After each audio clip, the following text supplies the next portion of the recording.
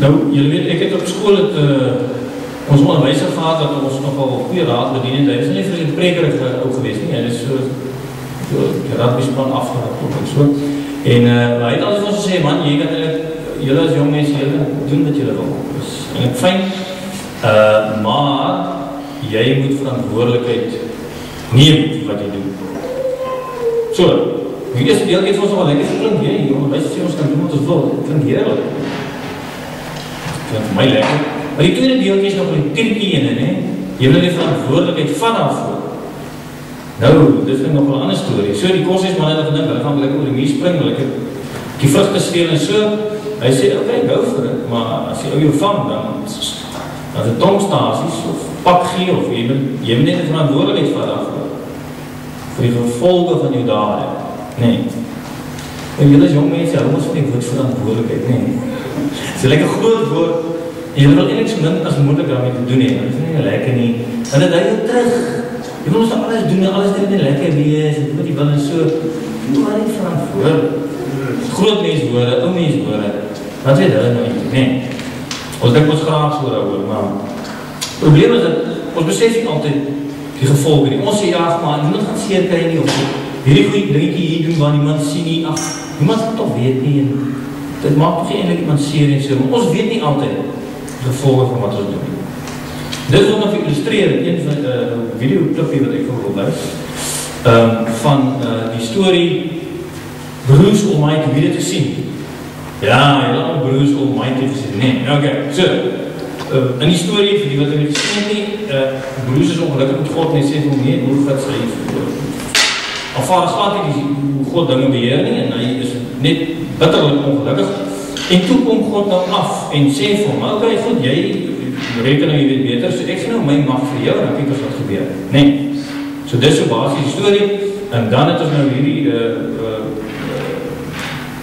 spesifieke snit, waar hy nou by sy meisie is, en waar hy nou hierdie krachte van hom natuurlijk nou gebruik, soos julle kan reken tot sy voordeel. Ok, kom ons kyk vir daar.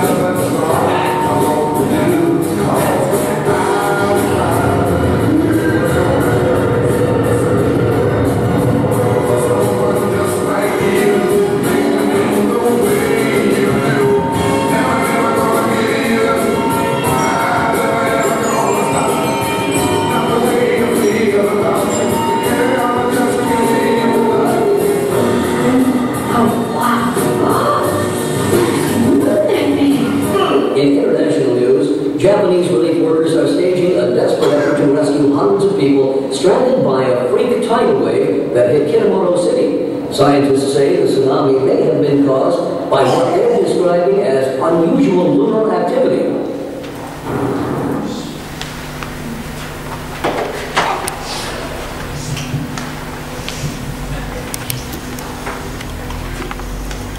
Ja, dit is nou nog wel een ding. So Broers Almighty trek voor hy maan nader tot sy groot krachte, net vir 'n lekker romantiese aantjie saam met sy girlfriend. Maar hy besef glad nie, dat hy is bezig om die hele China te laat oorspoel aan met 'n groot tsunami nie. So werk het met ons, op ons dink, ja, ek doen wat die dingetjie daar nie, en niemand gaan weet en so nie, niemand gaan wyser wees, niemand gaan fikseer nie, so sê ons vir onsself. Maar ons weet nie altyd nie.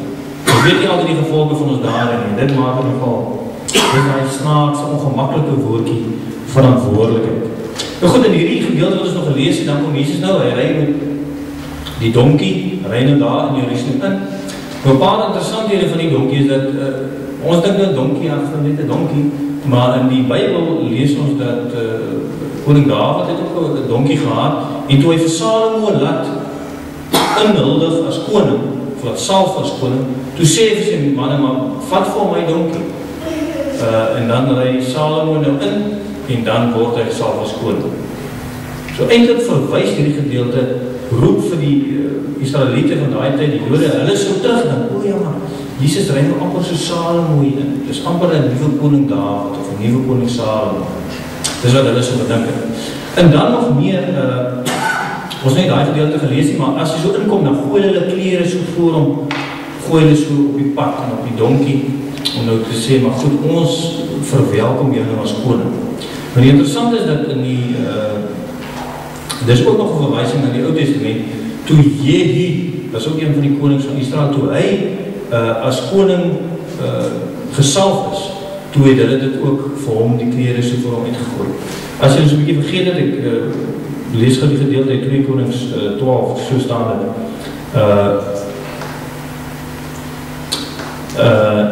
Ek salf jou tot koning oor Israel. Onmiddellik het elkeen sy klere gevat en dit op die trappe voor Jehu oopgegooi. Hulle het die ramshoring geblaas en uitgeroep, Jehu is koning. So, hierdie gooi van die klere voor Jesus roep vir al die Jode dink om hulle kom, maar Jehu, met hom het dit ook gebeur. Nou wat interessant is van Jehu, as jy nou nie die storie mooi kan onthou nie, hy was nie koning gewees, Joram was koning van Israel. En Joram was die seun van Agab. En as jy nou iets kan onthou, Agab was die man wat met Isebel getrouwd was, en hulle het die afgodspale gehad, en hulle het vergeet van God. Hulle het eintlik baie ryk geword, want om God te dien het mense nie so ryk gemaak nie, maar hulle wil ryk, en toe hulle al die afgodspale en afgode aanbid en so, maar het ook lekker geld gekry. So, nou, toe sê die Here, maar hierdie onreg wat hulle doen, om die ander te vertrap en die afgode te aanbid, dit kan nie ongestraf bly nie. Toe stuur God 'n profeet daar na Jehu toe. En toe by Jehu kom, toe sê die profeet vir hom, ek gaan jou salf tot koning, en jy moet die hele huis van Agab uitwis. Dit is wat Agab se opdrag, Jehu se opdrag was teenoor Agab se huis. So, God het vir hom gesalf as koning, om basies geregtigheid te laat geskied. Om die hele huis van Agab tot verantwoording te roep. So, nou, Jesus ry nie sommer maar net met 'n donkie daar in Jerusalem in nie. As Jesus daar inry, dan dink ons onmiddellik, ja, maar dit lyk amper soos jy, wat kom om te oordeel, om regverdig te oordeel oor die sonde. Maar nou is daar natuurlik 'n ander ding. Daai donkie waar Jesus gery het, dit is 'n donkie waar niemand nog ooit gery het, so sê Jesus. En dit verwys ook na die Ou Testament. Die Ou Testament was diere wat nooit vir ander dinge gebruik is, is spesifiek verkieste diere. Byvoorbeeld, hulle het diere wat nog nooit 'n juk gedra het of so nie is gebruik om as offerhandes te dien. Maar dit is 'n rein offer. Maar die diere is nog nie iets anders gebruik nie, vir net vir die verlossing van sondes, of die vergifnis van sondes word hierdie dier gebruik. So Jesus wat op so 'n donkie ry, roep dit op by die Jood op. Hy dink, hierdie donkie is nog nooit opgery nie, dit is in die offerdier. So wat in die Jodese koppe gebeur, toe Jesus nou daar inry, hulle nog geloof as koning. Maar ook in die agterkoppe was, ja, maar daar is dit soos jy, maar hulle het nie eintlik so vreeslik daar gedink nie. Maar daar kom hy om regverdig te oordeel. Want dis wat 'n koning doen, 'n koning is wat regverdig is. Maar aan die ander kant dink hulle ook, sy disippels het gehoor, maar hy ry ook eintlik 'n dier wat nog vir niks gebruik is vir 'n ander taak nie. Dit is eintlik soos 'n offerdier. So hy word geoffer. So nou kan jy sien, nou kom Jesus daar af.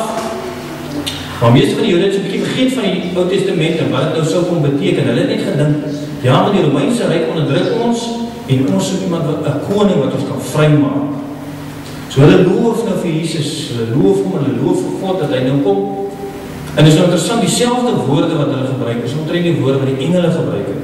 Toe Jesus gebore is, toe die skaapwagters nou die ster sien, toe kom die engele en sê, op eer aan God in die hoogste hemel. So sien, toe die engele al gesê, ja, maar Jesus is eintlik koning, want hy kom van God af. En nou sê die mense ook dit, maar die vraag is of hulle dit so mooi verstaan het. Interessant genoeg, omdat Jesus nou al so 'n teken van jy is wat kom om te oordeel, dit dink ek nie is wat hulle gedink het. Want daar staan ook, hulle het hom geloof oor al die wonderdade wat hy gedoen het. Hulle het gedink, hier kom 'n wonderwerker, wat nou vir ons gou alles gaan reg gekry en ons lewe gaan net alles vooruitstrewend word. En hy gaan die Romeinse juk van ons afhaal en alles gaan net lekker wees. So hulle was baie bly. Maar wat het Jesus gesê? Was Jesus baie bly? Jesus aan hulle gesing en liedjies gesing? Nee, Jesus nie liedjies gesing, Jesus het gehuil. Hy het gehuil oor die stad, want hy het gesê, hy sê vir hulle, julle besef nie wat die koste is van hierdie vrede. Julle besef nie die pryse wat betaal moet word vir julle om bevry te word. Want daar is 'n groter juk as die Romeinse ryk op julle. Die juk op julle is die juk van die sonde. Om daai juk af te haal, dit kos lewens. Ek sou miskien sê, dit het Jesus sy lewe gekos, want hy toe in Jerusalem ingegaan, hy is toe gekruisig. Maar nog meer as dit, daai dinge wat ons doen, daai sonde wat ons doen, wat ons nie eintlik oor wil praat nie. Daai verantwoordelikheid wat ons nie eintlik neem vir wat ons doen. Dit kom op Jesus. Hy betaal die prys. En ook nie net hy nie. Daai maatjies van jou, en daai vriende van jou, en daai mense wat jy dink, maar ag, daar is wat ek doen, het niks met hulle te doen. Maar hulle betaal die prys, wat vir jou ma. En nou het ons eintlik wonderlik gesien in die video wat Gideon vir ons gewys het. Hy smy die Bybel sommer daar in die dom. Wat het dit gekos? Ja, dit het Jesus sy lewe gekos om daai man te red. Maar nog meer as dit, sê, wat van sy ma? Hoeveel jaar was sy ma met? Hoeveel keer was sy ma sien hoe hy haar net so wegjaag of die Bybels teruggooi vir hulle? Wat het sy nie als gedoen en hy smy dit net al terug? Nou dit is soos Jesus wat sê, julle weet nie wat die koste is. Julle besef nie wat het is om verantwoordelikheid te dra vir julle eie lewe. So die belangrike ding is hierdie, ons as gelowiges moet verstaan, dat ons verantwoordelikheid begin by die kruis van Jesus. Ons kan eintlik niks meer doen as ons nie dink, maar ek moet besef dat Jesus het gesterf, hy dra die gevolge van wat ek nou doen. Kan ek dit dan nog doen? Dis die vraag wat ons onsself moet afvraag. Maar wat kos het my ma? En wat kos het my vriende?